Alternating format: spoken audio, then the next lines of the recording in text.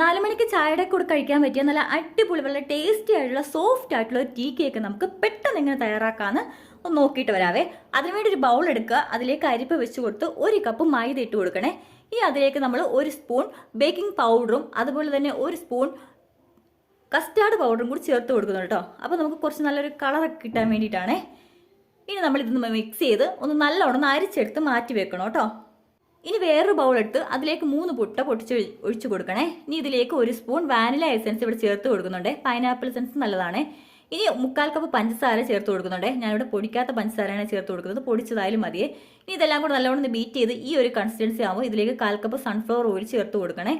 ഇനി നമ്മൾ ബേക്ക് ചെയ്യാൻ ആവശ്യമായിട്ട് എടുത്ത് വെച്ചിരിക്കുന്ന പാത്രത്തിലേക്ക് ബട്ടർ പേപ്പർ വെച്ച് കൊടുത്ത് നമ്മുടെ മിക്സ് ഇവിടെ ഒഴിച്ചു കൊടുത്ത് നല്ലോണം ടാപ്പ് ചെയ്ത് നമ്മളിവിടെ നേരത്തെ പ്രീ ഹീറ്റ് ചെയ്ത് വെച്ചിട്ടുണ്ട്. ഓവൻ സെറ്റപ്പിലാണ്, ഗ്യാസ് സ്റ്റോപ്പിലാണ് ബേക്ക് ചെയ്തത്.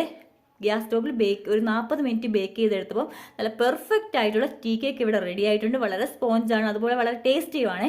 അപ്പോൾ എല്ലാവരും ഒന്ന് ട്രൈ ചെയ്ത് നോക്കണേ. മറ്റൊരു വീഡിയോയുമായി കാണാം. അതുവരേക്കും ടേക്ക് കെയർ, ബൈ.